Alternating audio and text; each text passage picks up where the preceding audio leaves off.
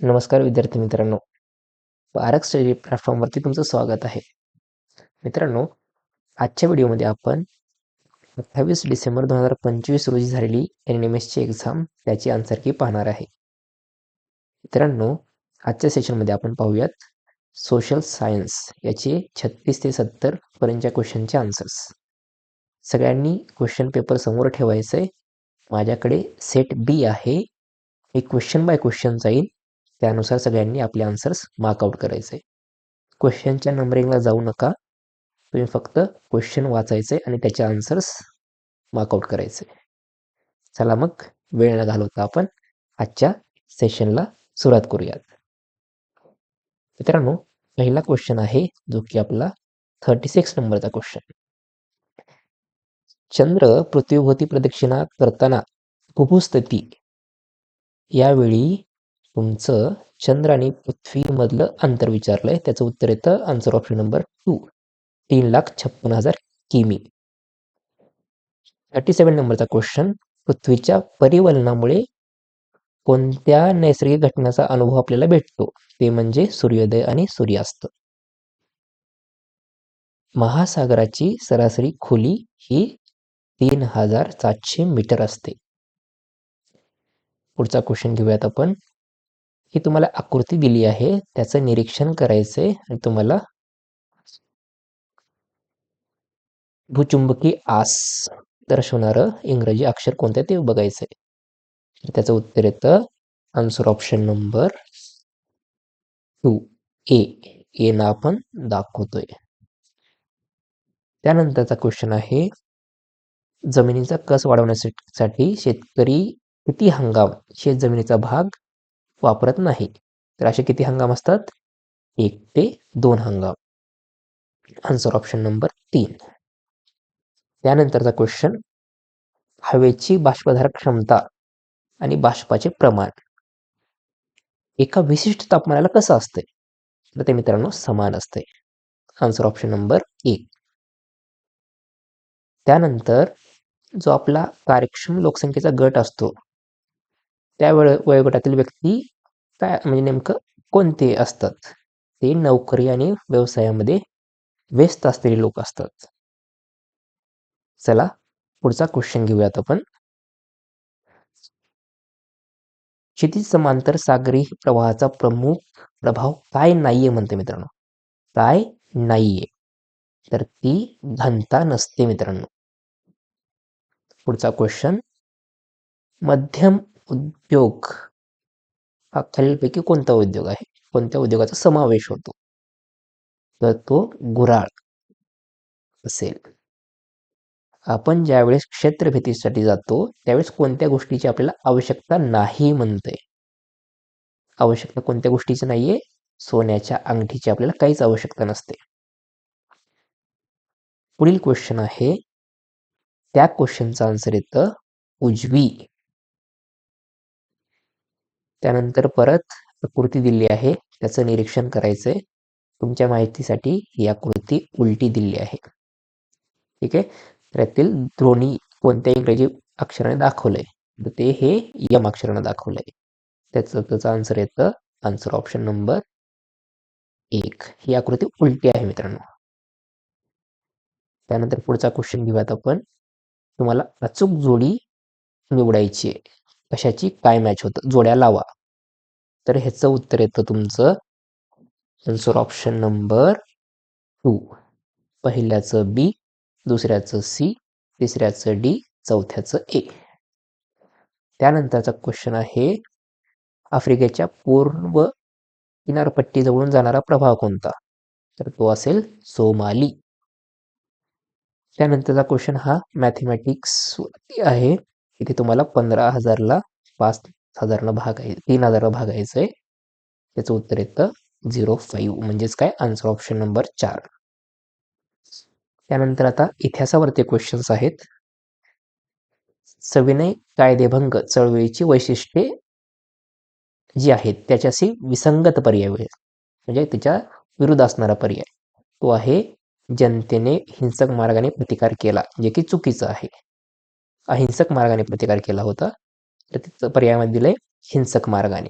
जे की विसंगत पर्याय आहे. त्यानंतरचा क्वेश्चन्स आहे, भारतातील पहिला लढा यशस्वी करून शेतकऱ्यांना न्याय देण्यासाठी महात्मा गांधी यांनी कोणता मार्ग अवलंबला? तो आहे सत्याग्रहाचा.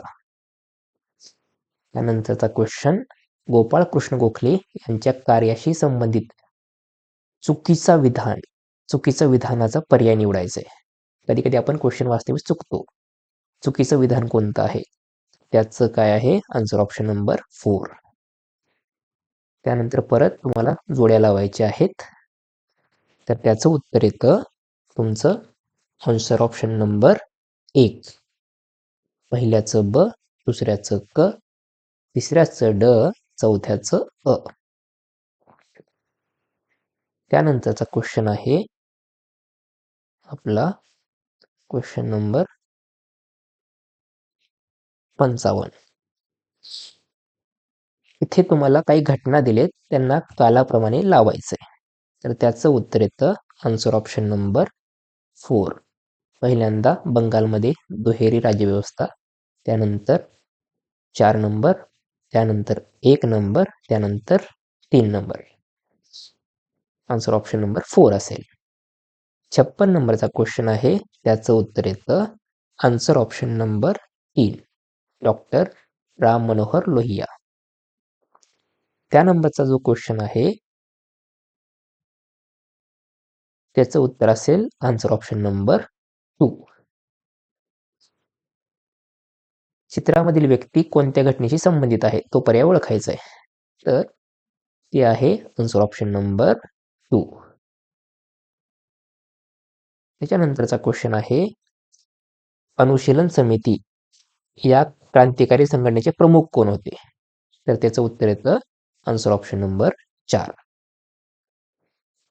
60 नंबरचा क्वेश्चन, त्याचं उत्तर येतं आन्सर ऑप्शन नंबर 1. 61 नंबरचा क्वेश्चन, त्याचं आन्सर येतं आन्सर ऑप्शन नंबर 3. 62 नंबरचा क्वेश्चन, हा थोडासा ह्याला स्टार करतोय मी, थोडासा कन्फ्युजिंग आहे. याचं उत्तर 1 तर येईल किंवा 4 तर येईल. त्यानंतरचा क्वेश्चन, योग्य विधानाचा पर्याय निवडायचा आहे. तो असेल आपला आन्सर ऑप्शन नंबर 2. त्यानंतर जाऊयात आपण पुढील क्वेश्चनला. 64 नंबरचा क्वेश्चन, छान क्वेश्चन आहे हा, चौथीतल्या इतिहासातील. तर त्याचं उत्तर येतं Kanhoji Jedhe, answer option number 3. किल्ल्यावर धान्याची कोठी आणि युद्ध साहित्याची व्यवस्था पाहण्यासाठी कोणता अधिकारी असतो? कारखानीस असतो मित्रांनो. Answer option number 2. त्यानंतरचा क्वेश्चन आहे आपला, भारतीय संविधान अध्यक्ष कोण होते?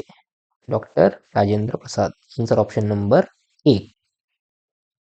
त्यानंतरचा क्वेश्चन आहे, संसदीय शासन पद्धतीचे कोणते वैशिष्ट्य आहे? सामूहिक जबाबदारी हे संसदीय शासन पद्धतीचं एक खास वैशिष्ट्य आहे. 68 नंबरचा क्वेश्चन, भारतीय संघराज्यातील प्रत्येक घटक राज्यासाठी एक उच्च न्यायालय स्थापन करण्याचा अधिकार कोणाला देण्यात आला आहे? तो संसदेला देण्यात आलेला आहे. Answer option number 4.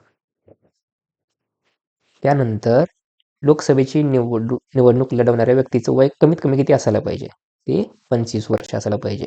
Answer option number 3, 25 वर्ष. त्यानंतरचा आपला हा सोशल सायन्स म्हणजेच इतिहास भूगोल नागरिकशास्त्राचा शेवटचा क्वेश्चन. त्याचा आन्सर आहे, मुख्य निवडणूक आयुक्ताची नेमणूक कोण करतं? तर ते राष्ट्रपती करतात. Answer option number 2. मित्रांनो, इथे आपण 36 ते 70 पर्यंतचे आपले सोशल सायन्स म्हणजेच काय इतिहास भूगोल नागरिकशास्त्राचे क्वेश्चनचे आन्सर्स तुम्हाला दिलेले आहेत. प्रत्येकाने आपल्याला किती मार्क्स पडत आहेत ते पाहायचंय आणि ते मला कमेंट करून सांगायचंय.